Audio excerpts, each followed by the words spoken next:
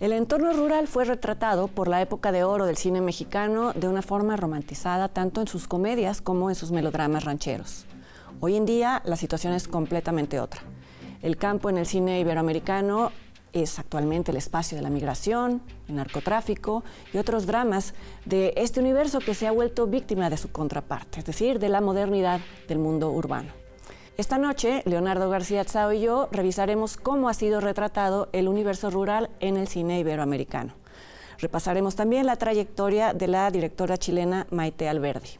Comentaremos las nominaciones a los premios Ariel de la Academia Mexicana de Cine y, como siempre, les daremos nuestras recomendaciones de estrenos en salas y en línea. Acompáñanos.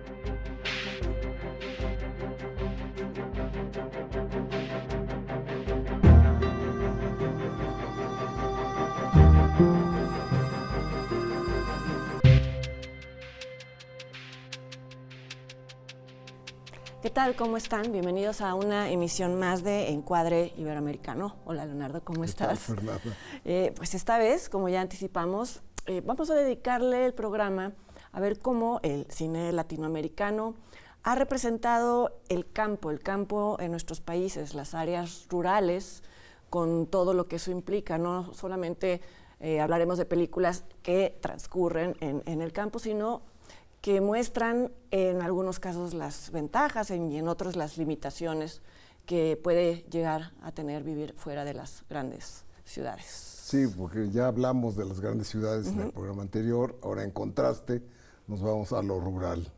Que es un espacio cinematográfico también, es decir, sí, imaginado por el cine. Sobre todo el mexicano. Sí, la primera etapa, la primera gran etapa del cine mexicano, que fue la época de oro, fue una etapa de invención del campo mexicano. Además era la Arcadia, era el lugar ideal, ¿no?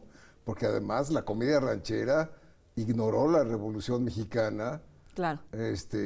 Volvía la situación de los hacendados y el caporal, y, o sea, un género totalmente retrógrada, pero popular, paradójicamente, Sí. ¿no? O sea, esa visión idealizada, distorsionada del campo fue la que rigió en el cine mexicano durante décadas, hasta los años 60 había comedia ranchera. Sí, ¿no? en donde además había una convivencia pacífica y amable entre los caciques y las personas que trabajaban en las haciendas. Era todo muy armónico, lo cual, pues, llegado un momento del cine mexicano, cayó, ¿no?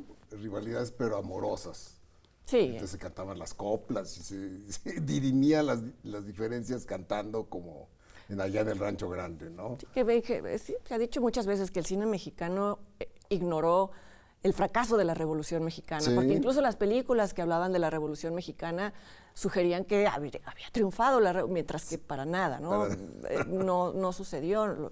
Quienes peleaban sus tierras no se quedaron con ellas, sí, y todo esto fue saliendo ya en la segunda mitad del siglo XX, hablando del cine. La primera, sí. Y además la primera etapa, esta etapa de la idealización del campo mexicano y por lo tanto de México, yo creo que es la que más permeó en el extranjero hasta la fecha, ¿no? Por supuesto. Digo, ya espero que cada vez sean menos las personas, no hablo de Latinoamérica, pero en Europa, pues muchas personas se quedan con esa idea. No, de los cactus y los... Allá en el Rancho Grande fue la película que estableció la industria. Fue tal el éxito de esta película que se sentó las bases para una industria, ¿no? El campo de Gabriel Figueroa, sí.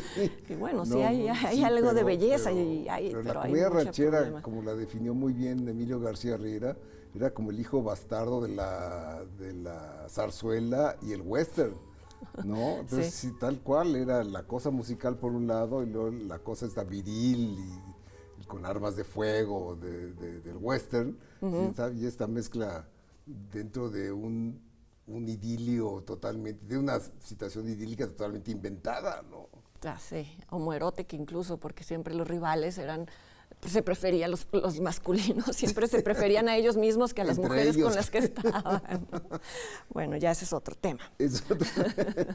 Sí, pero conforme progresa el cine mexicano, ya nos encontramos que el campo no es ese idilio, al contrario, ahora en las películas actuales el campo es el horror.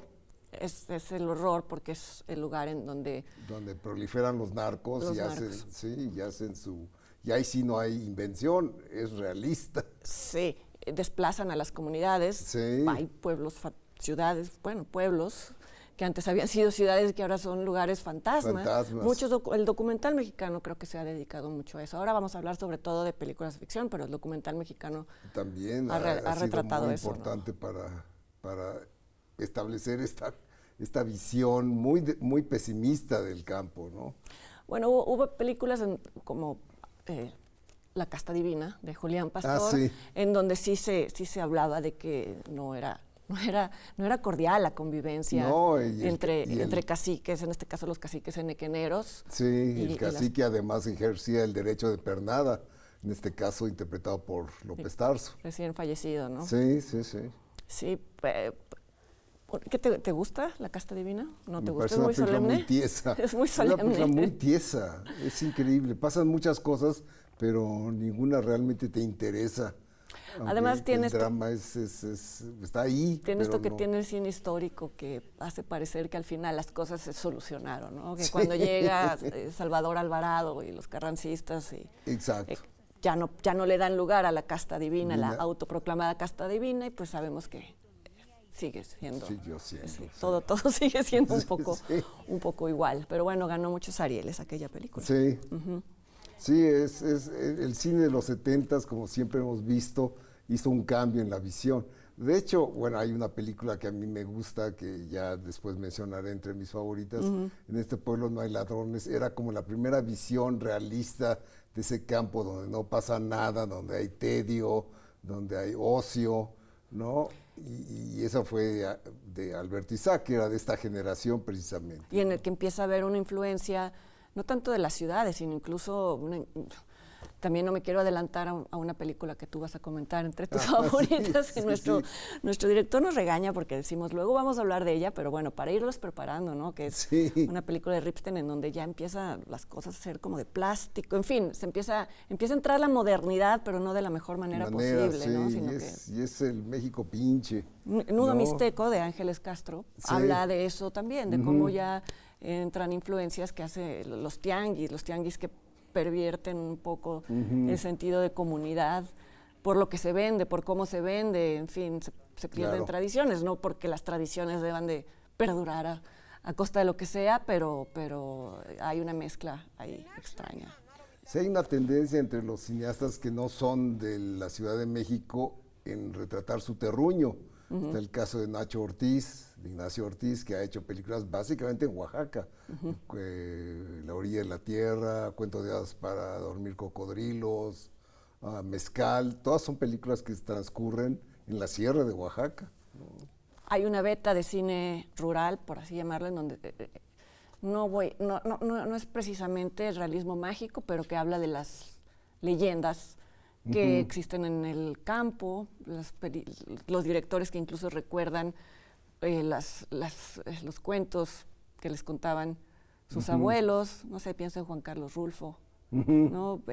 Pero también es un campo imaginado, es un espacio cinematográfico. Sí, bueno, y Juan de la Riva con Durango. Sus mejores películas se sitúan en Durango porque es lo que conoce muy bien, ¿no? y le tiene mucho afecto a su terruño, pues. Pueblo de Madera.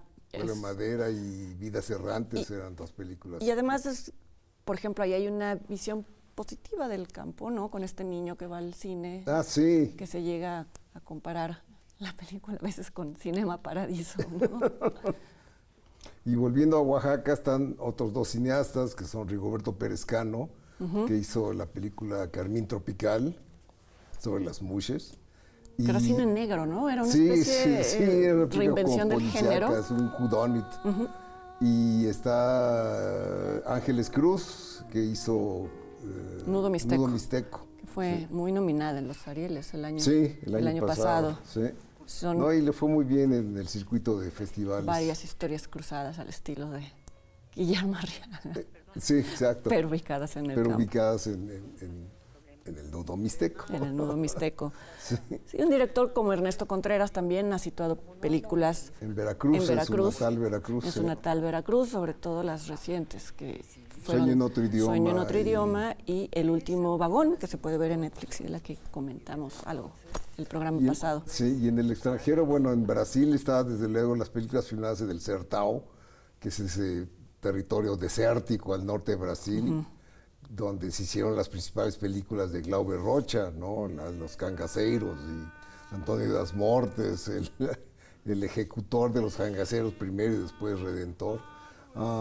Sí, es un cine que no conocemos del todo bien, sí conocemos nada más ese fragmento de cine hecho por Glauber Rocha, pero me imagino que habrá más ejemplos en un país tan grande, claro, debe haber bastante más ejemplos de cine rural. Sí, la verdad es que esta vez nos ganó el conocimiento del cine mexicano, porque crecimos con N cantidad de películas, de películas situadas en el campo, pero entre nuestras favoritas hay películas de otros países. De otros países, sí, así es. Y sí, sobre eso vamos a hablar en el siguiente bloque. Vamos a hacer una pausa y regresando nombraremos nuestras películas favoritas sobre el tema rural en el cine iberoamericano. No se vayan.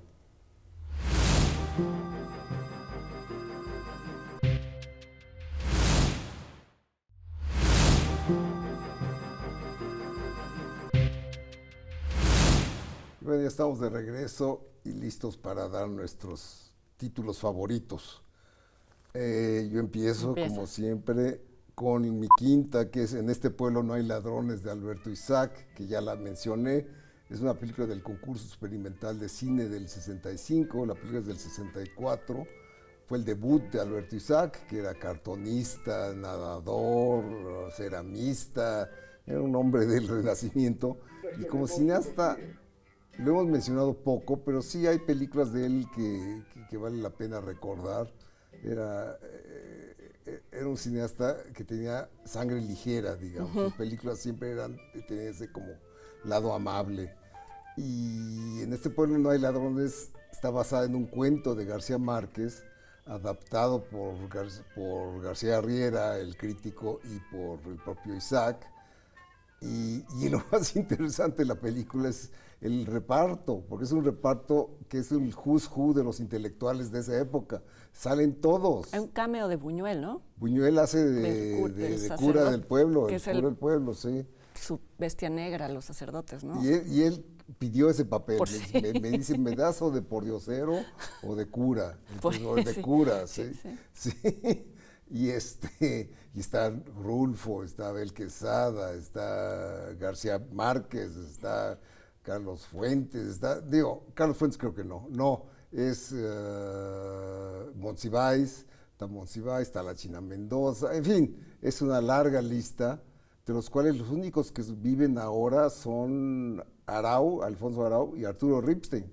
Son los únicos de ese gran reparto de celebridades que era toda una generación involucrada y que colaborativa, ¿no? Sí, en esa época a los intelectuales les interesaba mucho el cine mexicano, ahora ya no ocurre así, ¿no? En esa época me acuerdo, daban cuadros para que se filmaran películas, participaban mucho, y en este caso pues todos eran personajes urbanos interpretando a gente provinciana, gente de campo. Gente de campo. Sí, entonces, pero la película ilustra muy bien el ocio que hay en un pueblo, porque todo gira alrededor de unas bolas de billar que se roba el personaje de Julián Pastor, y la conmoción que causa eso, ¿no? Por el robo de las bolas de billar, ¿no? Sí. Sí, a mí me hace mucha gracia es también. Es muy chistosa, sí. Mi número 5 no tiene nada que ver con, y además sé que no te gusta, o bueno, no sí, te Manto gusta de mucho. Gemas. Sí. Y está incluso, bueno, ya la comentaremos, los Arieles, está nominada en algunos Arieles. Es una película que no se entiende del todo, y a mí eso me gusta, porque justamente creo que uno de los temas es la incomprensión de las personas que no vivimos en el campo hacia las cosas turbias que suceden ahí, y me parece que Natalia López Gallardo, que es la directora, asumió eso, ¿no? Asumió que luego es muy chocante. Porque de hecho, a ella le sucedió. O sea, es una mujer, ella no es de México, ella es de Bolivia, me parece. bueno, vivió un tiempo en la Ciudad de México, pero después se fue a vivir a Tepoztlán. Lleva mucho tiempo viviendo en Tepoztlán. Sí. Un poco su alter ego en la película es un personaje interpretado por Nailia Norvin. Sí. Que ella quiere ayudar vamos, tanto a las personas que trabajan con ella y demás, pero es muy ingenua, no necesariamente entiende pues todas las redes turbias que hay por debajo. Por un lado, la amenaza del narcotráfico que seduce al hijo de la persona que trabaja con ella. Hay una mujer policía que también no puede evitar que sea su hijo el que se involucre con el narco. Hay un secuestro y el personaje central se va dando cuenta por partes y escuchando fragmentos de conversaciones hasta que, bueno, todo deriva en algo terrible, pero repito, a mí esa sensación de incertidumbre y de estar enfrentado a algo que no comprendes es lo que me gusta de la película. Sí, la número 4 es la número 3 tuya. Es mi número 3. Que es La mujer de Benjamín, de Carlos Carrera, que es su ópera prima y de hecho fue producida por el Centro de Capacitación Cinematográfica, la escuela donde es egresado. La película fue la segunda que se hizo en ese plan de producir para los alumnos. La primera fue El secreto de Romelia de Busy Cortés y esta es la segunda y es muy afortunada. Es una película que realmente es como la progenie de En este pueblo no hay ladrones.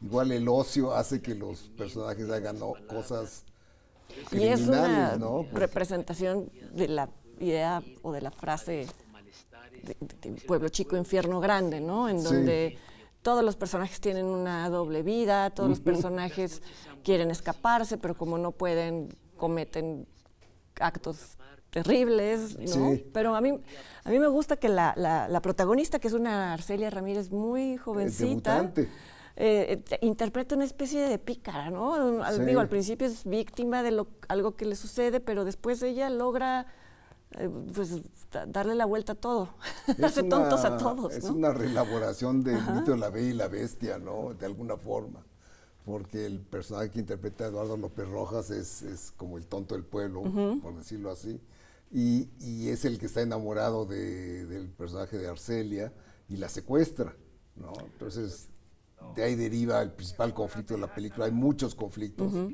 ¿no? Y hay muchos buenos actores en la película también. Hay también una mirada crítica a estas mujeres que están secretamente enamoradas del cura del pueblo. Malena Doria interpreta a la hermana.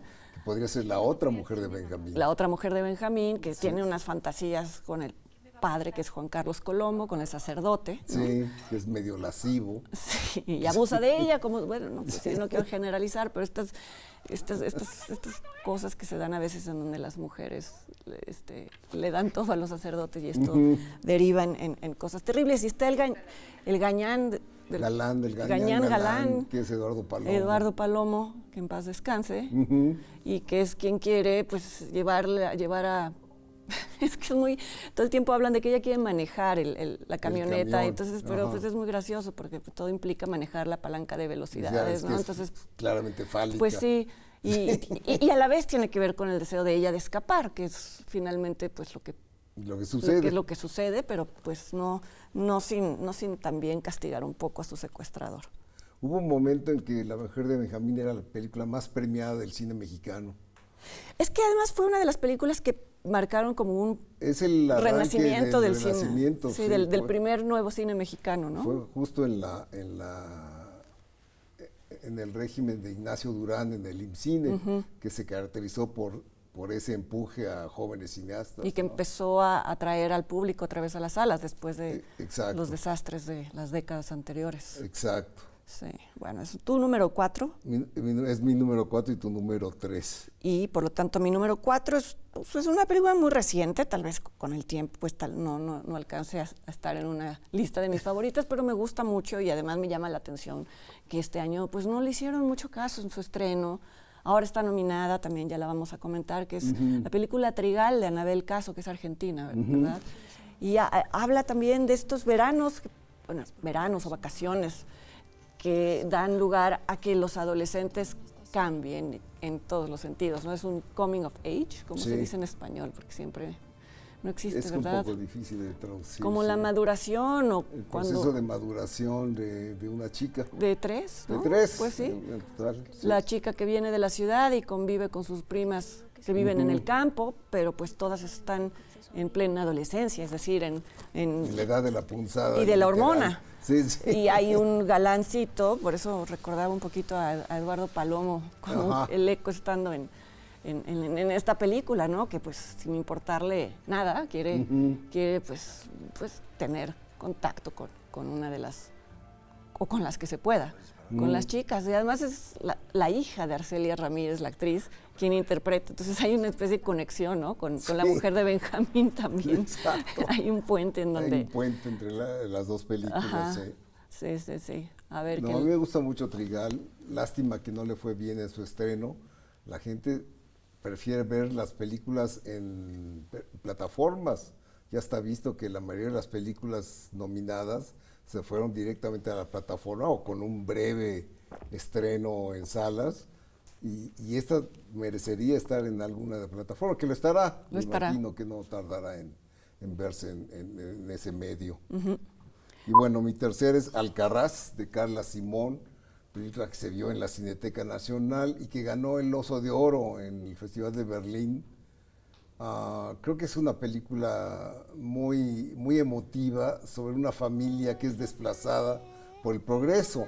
Es una familia que se ha dedicado a plantar duraznos, una larga tradición que viene desde la guerra civil y que son desplazados porque ellos no tienen el contrato para ser los propietarios de su terreno, sino que había sido una especie de legado del dueño original que ellos lo habían protegido del franquismo. Había sido apalabrado nada más, sí, como decimos aquí. Era un contrato de honor, ¿no? Y el hijo del dueño los quiere echar, de hecho los echa. Y porque está la llegada de los paneles solares. Solares, ¿no? sí. Y esto también anticipa el tema de la película que ambos tenemos en nuestro primer lugar, ¿no? Es el mismo tema. Cuando una familia del campo se niega a participar dentro que no es el problema en ambos casos no es participar de las nuevas tecnologías, sino que no es justo para ellos, vamos, no van a ganar nada, generalmente es abusivo el trato, pero es muy difícil luchar contra los poderes que hay. Los poderes económicos, Así ¿no? es, sí. Y Carla Simón reitera el talento que se le vio en verano 1993 de conseguir esa cosa familiar muy cálida. Digo, son actores profesionales, pero uno cree que si realmente existe esa familia, ¿no? Sí, se deja extender en secuencias como la de la comida, ¿no? Hay una comida en donde están todos conviviendo y podría no existir esa secuencia, no ser tan larga, pero justamente sirve para que tú sientas que estás dentro de una familia real. Sí. Conversaciones reales. Sí, muy buena película, Alcarrás, que te digo, tuvo una exhibición muy limitada en México. Y bueno, Carla Simón acaba de ganar el Premio Nacional de Cinematografía en España.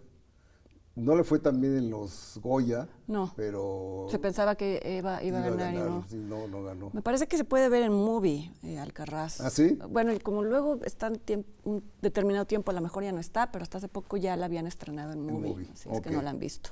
Bueno, mi número 3 ya la comentamos, porque es La mujer de Benjamín. Voy con mi número 2, que es El Imperio de la Fortuna, que ya empezaste a comentarla. Sí, es una nueva adaptación del Gallo de Oro de Juan Rulfo, totalmente desprovista de folclore. O sea, lo que Gabaldón había hecho con López Tarso y Lucha Villa y mariachi, todo eso no existe en la visión de Ripstein, cosa que muchos protestaron, dijeron, así no son los palenques. Claro que no son así los palenques. Ripstein lo transforma todo en su visión muy especial, muy desmitificadora de estas ideas que tenemos sobre el campo y el festejo y las peleas de gallos, y lo vuelve una especie de metáfora de la familia, del éxito de la degradación. Sí. Yo recuerdo recuerdo cosas de la película, pero tengo muy grabadas los vasos de plástico. como eso, ¿no? Como algo que no hubiera formado la llegada parte del plástico a la provincia. No hubiera formado parte de una película del cine de la época de oro, porque todo hubiera sido una vasijita de barro donde tomas agua, y aquí ya es el plástico, y ya es basura.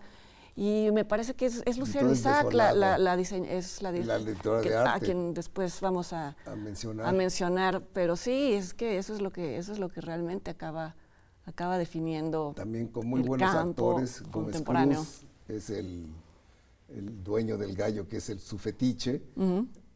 Blanca Guerra es su mujer, y Alejandro Parodi es el rico del pueblo. Sí.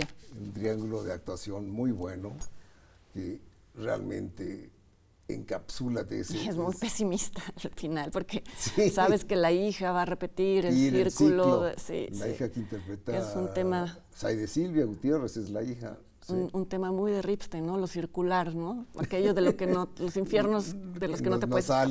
De los que no sales, sí. Mi número 2... Por cierto, es el primer guión que escribió Alicia García Diego con Ripstein. Y de ahí para adelante. Sí, pero es su debut como guionista de Ripstein. Mi siguiente película, que es la número 2, es un poco lo contrario, es una visión no desencantada del campo, sino no necesariamente optimista, pero muy empática con las personas, con sus personajes, ¿no? Es la película Historias Mínimas de Carlos Sorín, Argentina, que ya la comentamos cuando hablamos de la filmografía de Sorín. Sí. Y es muy conmovedora, sin llegar a ser sentimental, y habla de la vida simple, pero en el mejor de los sentidos, ¿no? Sus personajes tienen ambiciones que, si un director hubiera querido ridiculizar, hubiera podido hacerlo, pero esta película no lo hace. No tiene malicia. No tiene ninguna malicia. Y es realmente, además, bueno, creo que, no estoy muy segura, pero son actores reales, son actores no profesionales. Sorín quiso buscar a personas que tenían las mismas afinidades que los personajes, y a la vez están muy bien dirigidos, porque no siempre una cosa viene con la otra, ¿no? Es el problema de muchas películas con actores no profesionales, y aquí todo funciona. Sí. Y es un viaje a lo largo de la Patagonia, porque un hombre quiere recuperar al perro que creía perdido, y en esa búsqueda pues se topa con personajes muy, muy entrañables. A mí me gusta mucho. Sí, a mí también. Y bueno, nuestra número 1, ahí coincidimos, fue Asbestas, que no se ha visto en México, de Rodrigo Sorogoyen, película que ganó el Goya el año pasado, y que es una estupenda película. Es otra vez el amor al terruño, el amor al campo, enfrentado al progreso, ¿no? Y además el amor al terruño ni siquiera, en este caso... Ni siquiera propio, sino adoptado, elegido, que es lo que le sucede al personaje principal, que es un francés. Es un francés que vive, me imagino que en la frontera con España, ¿no? Sí. Y que él se dedica a cultivar tomates, y el resto de los agricultores han decidido hacer un contrato con una empresa de molinos de viento, ¿no? Esto va a implicar renunciar a sus terrenos, y eso a ellos se imaginan que les va a permitir salir de una pobreza. Una crisis permanente. Pero no es así. Luego Bueno, pero el punto no es ese, el punto es el tono, ¿no? El tono de la película. La tensión dramática que hay. Todo el tiempo hay una tensión entre los antagonistas y el protagonista. Hay una tensión que es, las escenas en el bar son insoportables, ¿no? Están cargadas de agresividad y en fin, una película muy bien resuelta por Sorogoyen, muy bien dirigida, y que esperemos se vea, ¿no? Se vio en el Festival de Los Cabos. Entonces es probable, hablando de México, que alguna distribuidora la tome. Así, además, cada vez que está este hombre solo caminando, se da cuenta de que ya hicieron maldades, maldades entre comillas, porque hacen cosas terribles en su terreno, y sientes el peligro. Esa es la mano de la directora, ¿no? Que te hace sentir que están a punto de matarlo, están a punto de matar a su... ¿Qué va a pasar? Te mantiene al borde del asiento, aunque la vean en la sala de su casa. Y bueno, pues esta fue la lista de nuestras películas favoritas con tema rural, pero no se vayan porque vamos de vuelta a presentarles un repaso por la filmografía de la directora chilena Maite Alberdi. Haremos un in memoriam recordando a las personas del medio cinematográfico que fallecieron en este mes que concluyó. Y les vamos a presentar una cápsula que realizó el Canal 22 con los directores Mariano Con y Gastón Duprat, directores de la película Competencia Oficial. No se vayan.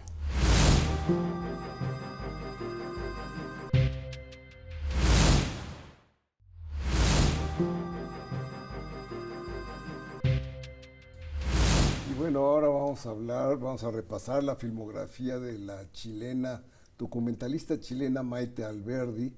Yo debo decir, no me acaba de entusiasmar. Ya me di cuenta. Sí, sí, me gusta la gente topo, me gusta la 11, pero les encuentro fallas. O sea, tengo serias discrepancias sobre la forma en que se hacen estas películas, ¿no? Vamos a empezar con El Salvavidas, sí, que me parece que en media hora hubiera estado dicho todo, y se tarda una hora. No sé si estás de acuerdo conmigo. Sí, bueno, en el caso de Salvavidas, sí. Aunque sí encuentro que hay un arco, ¿no? Que es hay un arco el que se muere. Es la película de un salvavidas que le gusta mucho aparentar ser muy eficiente, ¿no? Y dice y va y corre a la gente de la playa y todo, pero no se mete al mar. No. Tiene muchas racionalizaciones. Sí. Dice que es mejor prevenir que lamentar y más hasta que alguien se ahoga y entonces él queda como un fracaso. Como un fracaso y pues, sí, en esta película creo que tiene razón, podría haberse resuelto. Sí. Quizá eran necesarias las secuencias en las que él hace como que trabaja para que se viera la doble, no doble personalidad, sino la forma en que él cree que está realizando un trabajo para el que al final no es apto, ¿no? Sí, no, y es muy reiterativa. No hay momentos donde se vuelve a decir con los que están asando en la playa y les vuelve a decir que al final no lo respetan, creo que por eso sirve. Ya sabes que yo luego soy el abogado del diablo, ¿no? Que sirve para que se vea que nadie lo respeta al final, ¿no? Se burlan de él y le dicen, no pasa nada, ¿no? No es alguien que impone. No, la que me gustó fue la 11 de 2014, que es una reunión cíclica que hace la abuela de la directora con sus amigas contemporáneas de la escuela, y cada cuanto se juntan, cada vez hay una menos, porque ya son mujeres de edad, y hasta que finalmente la abuela desaparece de cuadro, la abuela también fallece, ¿no? Sí. Pero la conversación, a pesar de que también es reiterativa, sí te captura la atención. Sí hay una especie de, también hay un arco ahí en la conversación, en lo que hablan de sus vidas cotidianas y cómo se recuerdan.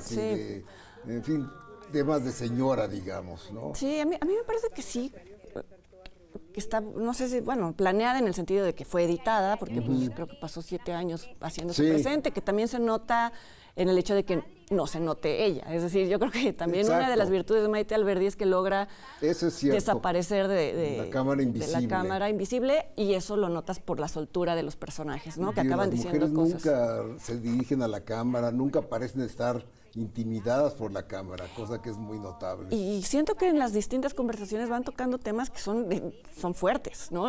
Sí, el sexo, la idea de la mujer que tienen, de cómo se ven a sí mismas y cómo se veían antes, como qué hubieran hecho si no se hubieran casado, pero a la vez juzgan a las mujeres que siguen no teniendo esa vida tradicional, como una de ellas es una solterona, ¿no? Sí. Y siempre que no está presente hablan de ella como, caray, es que se le fue el tren y no sé qué demás, ¿no? Que también muere. Que también muere.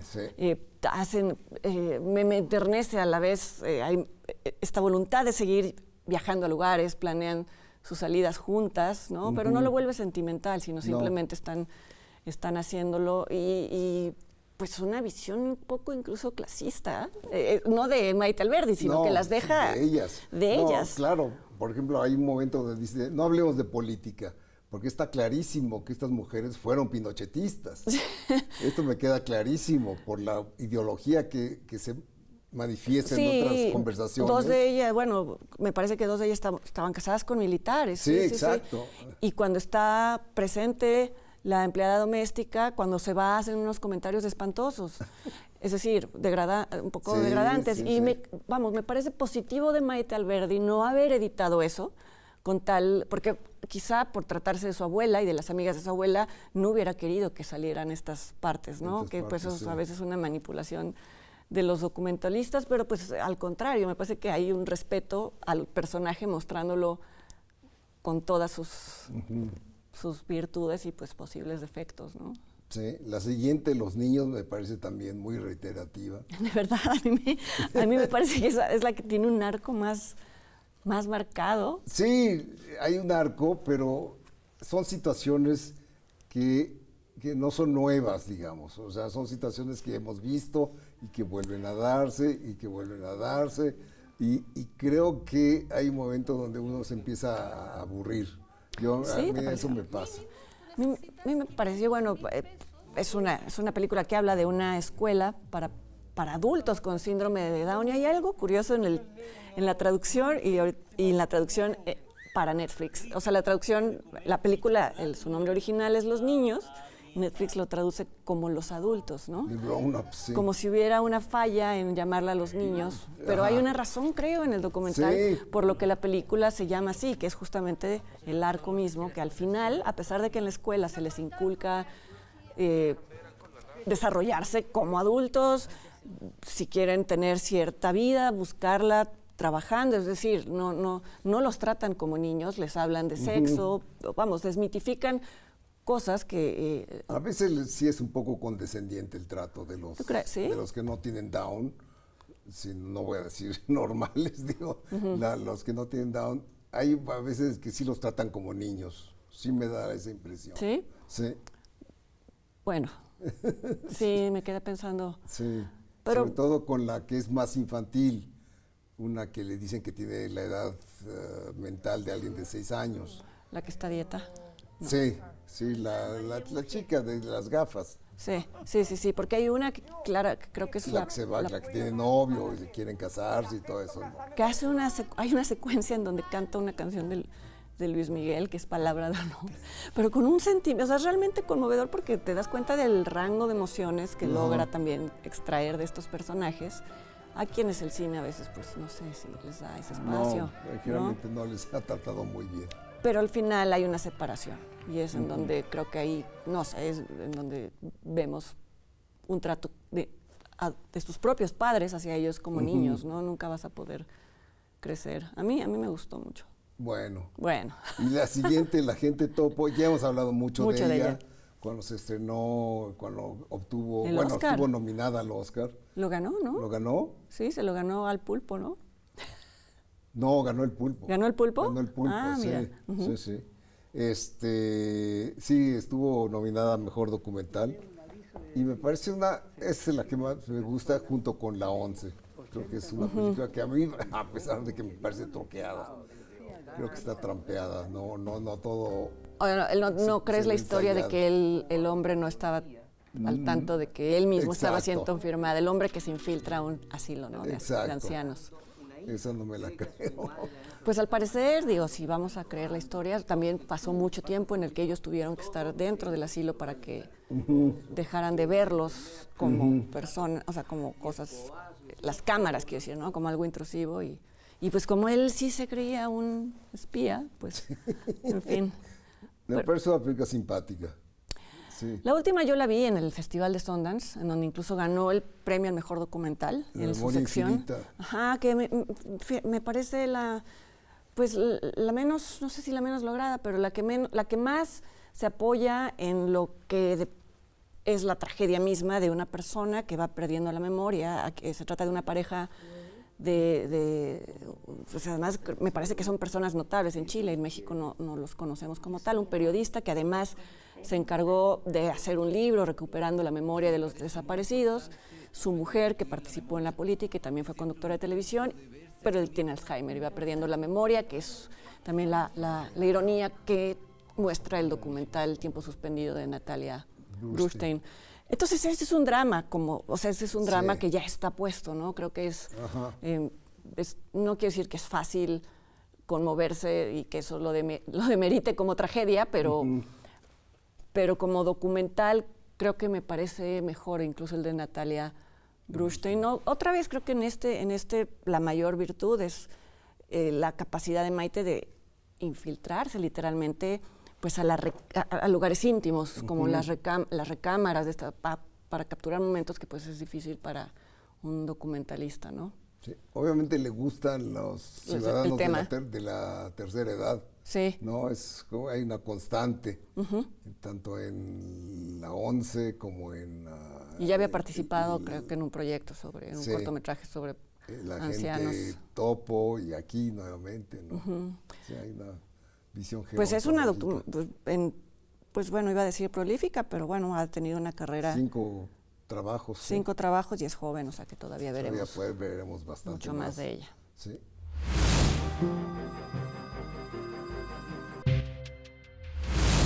Bueno, como saben, en cada programa recordamos a las personas relacionadas con el medio cinematográfico que han fallecido recientemente.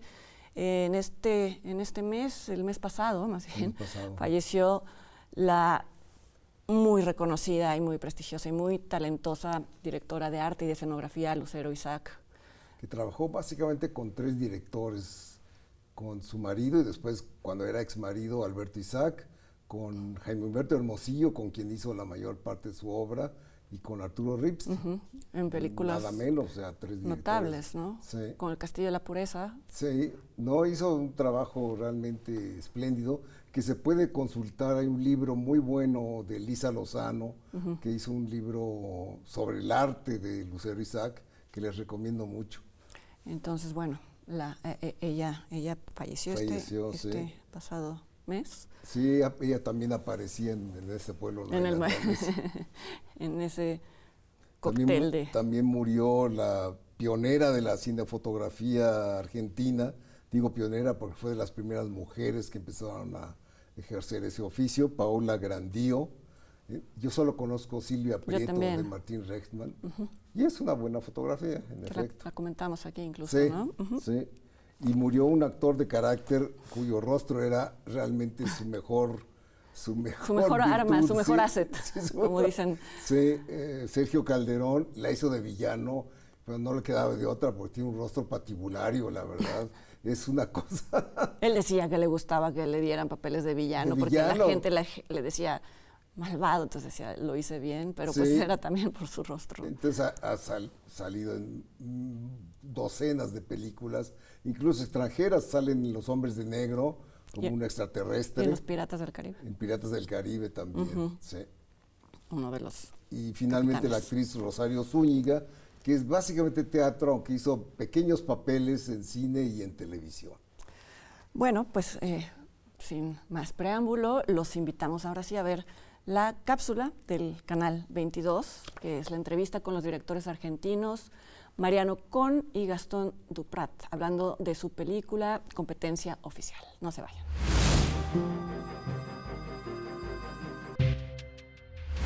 Gastón Duprat y Mariano Con se han convertido en una de las mancuernas de directores más exitosas de la actualidad. Su más reciente proyecto es El Encargado, protagonizado por el actor Guillermo Francella. Es un traje a medida ese personaje para Guillermo. Siempre lo supimos, luego lo corroboramos cuando estábamos filmando la serie y ahora lo confirmamos, ¿no? La parte que nos gustaba explorar a nosotros era esta dualidad, esta figura del depredador, ¿no es cierto? De casi como un depredador, pues tiene el control absoluto de un consorcio, que son 30 familias que viven en ese edificio, y él conoce absolutamente todos los movimientos, lo que sucede, es quien administra también todos los servicios que se dan en el edificio. Es un control absoluto del que puede hacer uso y abuso de su poder, ¿no? De su pequeño poder que en realidad digita la vida de todos los que viven ahí. Dale, yo te llamo cualquier cosa. Dale.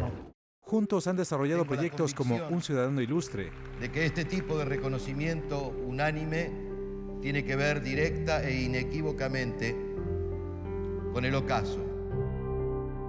Quisimos mostrar el el lado B, el backstage del proceso actoral, cómo hacen los actores para actuar. Hay ideas de fondo detrás de cada serie o película, y también hay algo que empareja a todas, creo yo, que es como cierta mirada del mundo, cierto punto de vista sobre la realidad crítico que aparece en películas o series nuestras, más allá de cuál sea o si una es más de comedia o no, siempre en el fondo está eso. Que es una película que nosotros construimos justamente con los actores, con Penélope Cruz, con Antonio Banderas, con Oscar Martínez, y que busca retratar el momento de la creación actoral. O sea, hay muchas películas que hablan del cine o la película dentro de la película, pero no puntualmente una que muestre cómo es la cocina de la actuación, cómo es el momento creativo de un actor, cómo son sus métodos, sus recursos, y también sus estilos, ¿no? O sea, eso es lo que nosotros, cuando empezamos a escribir la película, nos parecía divertido eso, poder explorar ese mundo que no está retratado. Toda la suerte, compañero. Te hará falta. La película nació con ellos ya como actores, porque ese proyecto surge de una convocatoria de los actores, es atípico. Habían visto nuestras películas anteriores y nos expresaron que sus ganas de hacer algo con nosotros, y ahí empezamos a debatir ideas y ahí surgió la idea de competencia oficial, ¿no? Nos gustaba explorar eso, que convertir el set en una clase como magistral de actuación, porque solo podemos hacer una película que hable de la actuación con semejantes actores, ¿no? Con Penélope, con Oscar, con Antonio, y la película yo creo que indaga en ese tema. Tiene un poco de mala leche también, tiene las experiencias que ha aportado cada uno por las horas de vuelo que tenemos, tanto nosotros como directores, en el papel de Penélope, ¿no? Que es una directora de cine, que es más que una directora, es como una artista conceptual, pero que se refugia en casi todos los lugares comunes que tienen esos directores, que son como cierta superioridad moral. Y después los actores, nos gustaba esa contienda entre dos actores con estilos diferentes, ese duelo actoral. Así que la búsqueda era esa, y bueno, retratado con cierta arquitectura y cierta geografía ascética, para que uno se pueda concentrar en la actuación sin interrumpirlo, sin manipular, y que esa interacción entre los actores exista realmente en el set.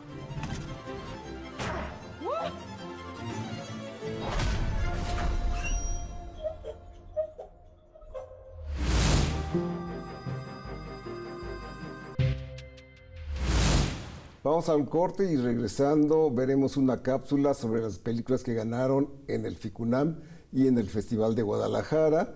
Hablaremos de las nominaciones al Ariel de la Academia Mexicana y comentaremos y recomendaremos estrenos de películas. No se vayan.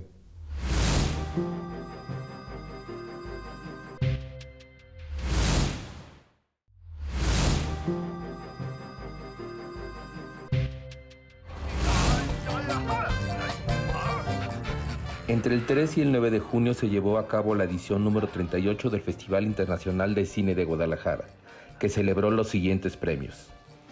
El premio Mezcal a la mejor película mexicana fue para Heroico, coproducción México-Suecia de David Sonana.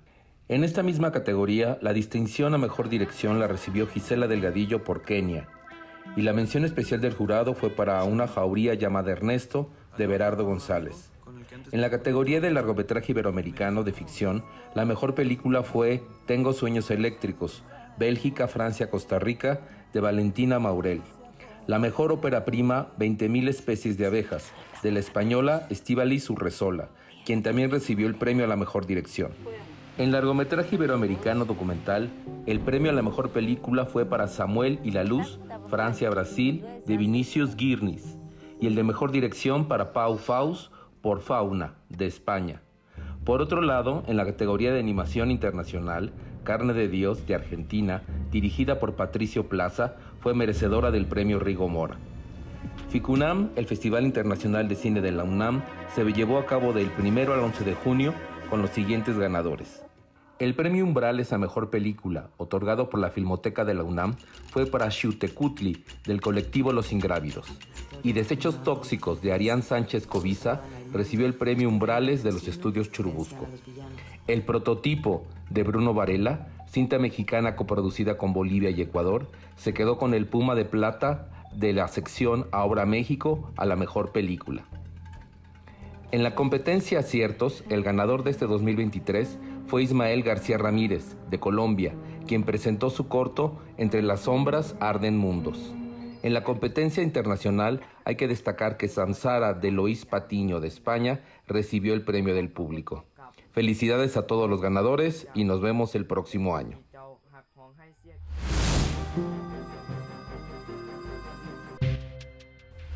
Y bueno, ya se anunciaron las nominaciones a los premios que otorga cada año la Academia de Artes y Ciencias Cinematográficas en México, que son los premios Ariel. Y pues vamos a comentar las categorías principales que además en realidad es la primera vez que se va a entregar en Guadalajara, no en la Ciudad de México. Se hizo un acuerdo entre el gobierno de Jalisco y la Academia para que se den en el Teatro Degollado el 9 de septiembre. Entonces va a ser una novedad descentralizar el Ariel, aunque yo creo que logísticamente va a ser un poco complicado. O sea, ven la cantidad de nombres que son, a todos conseguirles hotel, conseguirles pasaje, en fin. Pues el Teatro de Degollado es muy bonito. O sea el Teatro de Degollado es muy bonito. O sea que esperemos que la producción, es que luego no siempre sucede que la producción de televisión esté a la altura de la transmisión. En los teatros pasó varias veces cuando se llevaba a cabo en el Palacio de Bellas Artes. Pero bueno, vamos a ver, por lo pronto, pues mencionaremos algunas de las nominadas que en realidad son las mismas. Las mismas películas en diferentes secciones. Sí. Bueno, la que tiene más nominaciones es Huesera, que nos gusta. Sí, y aunque yo creo que no va a ganar. A mí me gusta mucho, como sabes, pero como es ópera prima y también está nominada en ópera prima, pues a veces es como bueno, quién sabe. Nunca se sabe. Nunca sabe, yo sí, yo soy la o sea, ya estuvo que ganó, porque yo siempre digo al revés. No, y Bardo tiene varias nominaciones. Bardo de Alejandro González Iñárritu, que fue totalmente ignorada en los Oscar. Sí. Excepto por la nominación a Darius Khondji. Sí. De aquí aparece casi en todas las categorías. En casi todas, sí. De hecho, es el único director en las nominaciones de la mejor dirección, porque las demás son mujeres. Sí, ¿quién lo iba a decir, verdad? Sí. Yo, bueno, posiblemente ahí el ganador casi seguro sea Daniel Jiménez Cacho, ¿no? Como actor, sí. Sí, es muy probable. Sí, digo, ya les quité mérito a los demás, no lo digo por eso, sino porque creo que es quien tiene una presencia más Él domina notable. la película, sí. Y además hace una especie de encarnación de Alejandro que no se parece nada físicamente ni en su forma de hablar, pero lo acabas viendo igual, ¿no? Quizás sí lo observó bien en sus formas de ser. Sí. Sí, están, bueno, las 5 películas más manejadas, más nominadas son Bardo, es El norte sobre el vacío, de Alejandra Márquez Sabella, que también podría, no la mencionabas, pero también podría haber entrado dentro de las películas con tema rural y con tema del arraigo a la tierra. Huesera, de Michelle Garza Cervera, es una película de horror alrededor de la maternidad. La caída, que es una película sobre acoso sexual. En el mundo de los clavados olímpicos.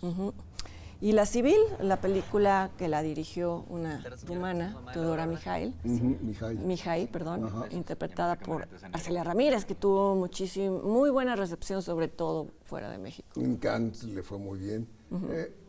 Por cierto, la categoría de mejor actriz está muy peleada. Ahí sí la veo difícil. Está Julieta Gurrola, que está estupenda en Ruido. Está Arcelia Ramírez, que también es un gran papel el que hace en La civil. Está Natalia Solián de Huesera. Entonces digo, son papeles realmente muy llamativos, muy bien llevados. Entonces ahí sí no me atrevo a dar un pronóstico. Carla Souza también lo hace muy bien en La caída, ¿no? Bueno, está entre las 3 que acabas de mencionar, ¿no? Bueno, es que está Marta Aura, que también el hecho de que haya fallecido, pues a veces sucede que se les otorga. Yo no conozco la película. Yo tampoco. Pero bueno. Pero bueno, ya ya veremos. Y las películas iberoamericanas, decíamos hace rato que es curioso que no se han exhibido en México algunas de ellas. Yo no sé por qué nominan películas que no se han visto en México. En este caso están Carajita, de la República Dominicana, y Asbestas, que acabamos de comentar. Y que no se puede ver. No se ha visto, ¿no? Bueno, está Argentina 1985, que se vio muchísimo. 1976 de Chile. También está en Netflix. Y Los Reyes del Mundo de Colombia, que también, sí. Que también entonces, en realidad son 2 películas las que todavía no se han estrenado. Visto, sí. Pues vamos a ver qué pasa. Seguro va a haber polémica. Polémica sobre, sí, yo creo que sí. Seguro. Sí, porque bueno, compite un director como Alejandro González Iñárritu con Michelle Garza en casi todas las sí, ¿no? Que es una exacto. chica que es su ópera prima, entonces bueno, ahí va a haber. Y no hay duda de cuál me gusta más. Ya sé. Bueno, a propósito de Huesera, es una de las películas que ya se pueden ver en plataformas, se puede ver en Prime Video ahora. Sí. Se había estrenado en salas, pero ahora ya se puede ver en línea. Entonces la recomendamos nuevamente. Se pueden ver 3 documentales de Patricio Guzmán, el importantísimo director de documentales chileno, que son La Nostalgia de la Luz, El Botón de Nácar y La Cordillera de los Sueños. Así es. 3 estupendos documentales que no se deben perder. Y quizá la recomendación que es inusual porque hablamos poco de series, pero que ha sido todo un suceso en México, por lo menos, es el documental El Show, Crónica de un asesinato, dirigido por Diego Osorno, que habla del asesinato y la investigación muy fallida y cómo además los medios contribuyeron al desastre del conductor de televisión Paco Stanley. Yo no sé si ustedes, si fuera de México, se ubica, pero bueno, aquí fue un suceso. Yo sí me acuerdo. Fue un suceso, sí, fue como un magnicidio. Exacto, se paralizó la ciudad, ¿no? Sí. Y sirvió para fines políticos, porque en ese momento había debutado en el gobierno de la ciudad del partido de izquierda, el PRD, y entonces las televisoras privadas se lanzaron contra el gobierno, diciendo que esa era culpa de esa administración porque habían permitido que el crimen se desbordara y se saliera de control, cuando no tenía nada que ver. No, pues después se supieron muchas partes de la vida de Paco Stanley muy turbias, que evidentemente pues fue lo que nunca se esclareció como tal el asesinato. Nunca, para variar. Hubo encarcelados y demás, se culpó sobre todo a su patiño, a Mario Besares, sí, pero nunca se comprobó nada. Nada. Pero sí se comprobó que tenía nexos con el narcotráfico. Sí. Entonces ahí. Entonces la solución más evidente, ¿no? Pero en todo caso lo que es notable es la serie misma, ¿no? Porque estos casos estos temas se pueden sensacionalizar de forma muy fácil. Y Diego Osorno, que es un muy buen director de documentales. El de él es El Vaquero de Mediodía, que nos había gustado. El Alcalde también es un muy buen documental. Sí. Reúne a todos los que en ese momento tuvieron, los que tuvieron del caso. Y lo que es inverosímil es que muchos de ellos siguen estando presentes en nuestra vida. Bueno, son personajes públicos, pero ya cambiaron, ya son como piezas de tablero que se han movido, algunos siguen en el mismo lugar, pero a todos los seguimos escuchando. Sí, los que están vivos, sí. Pues sí, bueno, sí. Los dos dueños de las televisoras principales. Sí. Bueno, ya Azcárraga ya no es dueño principal, es accionista, pero bueno, Ricardo Salinas Pliego, la entonces periodista, ahora senadora Lili Téllez, extensas entrevistas con Mario Besares. Es muy interesante cómo a todos los encuadra de la misma manera y a Besares le pone 4 cámaras. hay claramente una intención pues de ver cómo reacciona, porque es un personaje muy extraño, no estamos inculpándolo, pero todos quedan mal parados, eso sí. La serie documental deja a todos. Pues es una época también, ¿no? La televisión, qué barbaridad el nivel de responsabilidad para ir repitiendo lo que decía la Fiscalía cuando la Fiscalía estaba inventando el caso, pero lo malo de la televisión es que de un día a otro hace que una persona quede señalada como culpable ante millones y eso ya no cambia. Bueno, tarda mucho en cambiar y un poco también es uno de los temas del documental, ¿no? Cómo estos medios de comunicación te marcan y ya no importa quién eres, eso eres para el resto de tu vida. Sí, y recomendamos mucho Está en ViX. Se ve en ViX. Es una plataforma de Televisa. Sí. Pero es bastante autocrítico el documental con Sí, Televisa, que con también Televisa, sí. eso es algo interesante.